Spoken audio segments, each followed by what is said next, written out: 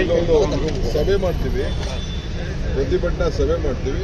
ಇಲ್ಲೇ ಪಕ್ಕದಲ್ಲೇ ಆಫೀಸ್ ಇದೆ, ಅವಕಾಶ ಇತ್ತು ಅಂದರೆ ಗಾಡಿನೇ ಹೋಗ್ತೀವಿ, ಇಲ್ಲಾಂದ್ರೆ ಇಲ್ಲೇ ಅವ್ರು ಒಂದು 3-4 ಜನ ನಡ್ಕೊಂಡು ಹೋಗ್ತಾರೆ ಸರ್. ಯಾರು ಹೊರಗಡೆ ಹೋಗೋಕ್ಕಾಗಲ್ಲ.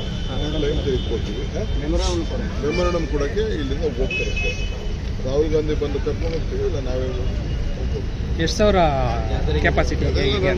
ಇಡೀ ರಾಜ್ಯದ ಎಲ್ಲ ಕಾರ್ಯಕರ್ತರಿಗೆ, ಮುಖಂಡಗಳಿಗೆ, ಬ್ಲಾಕ್ ಅಧ್ಯಕ್ಷರುಗಳಿಗೆ, MLAಗಳಿಗೆ, ಮಂತ್ರಿಗಳಿಗೆ, ಪಕ್ಷದ ಕಾರ್ಯಕರ್ತರಿಗೆ, ಮತದಾರರು ಯಾರು ತಮ್ಮ ಇದ್ರ ಬಗ್ಗೆ ಇದೆ, ಸಂವಿಧಾನ ಉಳಿಸ್ಬೇಕು, ಪ್ರಜಾಪ್ರಭುತ್ವ ಉಳಿಸ್ಬೇಕು ಅಂತ ಇಚ್ಛೆ ಪಡ್ತಾರೆ, ಎಲ್ಲರೂ ಕೂಡ ನಾನು ಆಹ್ವಾನ ಕೊಡ್ತೀನಿ. ರಾಹುಲ್ ಗಾಂಧಿ ಬರ್ತಾರೆ ಅಂದರೆ ಒಂದು ಎಕ್ಸ್ಪೆಕ್ಟೇಷನ್ ಮೀರಿ ಜನ ಬರುವಂಥದ್ದು ಸಾಮಾನ್ಯವಾಗಿ ಗೊತ್ತಿಲ್ಲ, ಎಷ್ಟು ಜನ ಬರ್ತಾರೆ ಅಂತ ಗೊತ್ತಿಲ್ಲ.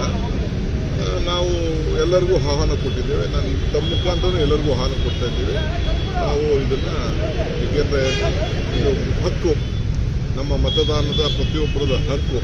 ಆ ಹಕ್ಕನ್ನು ಉಳಿಸ್ಕೊಳ್ಳಿಕ್ಕೆ ಕಳ್ತನ, ಮತದಾನದ ಕಳ್ತನ, ಚುನಾವಣೆ ಕಳ್ತನ, ಇದನ್ನು ನಾವು ನಿಲ್ಲಿಸಬೇಕು. ಜನರ ಮುಂದೆ ನಾವು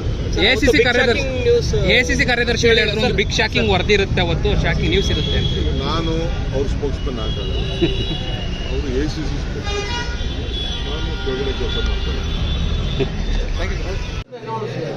On 5th August, we are doing a massive march to the Election Commission of Karnataka to highlight the discrepancies in the voter list.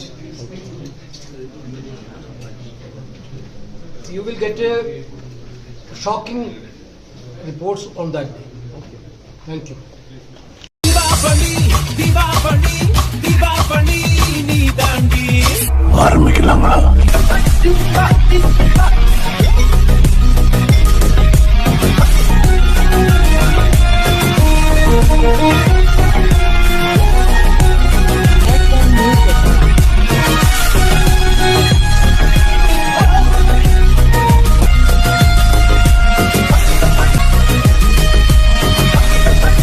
தரம் என்றும் நிரந்தரம், தரம் என்றும் நிரந்தரம், தரம் என்றும் நிரந்தரம்.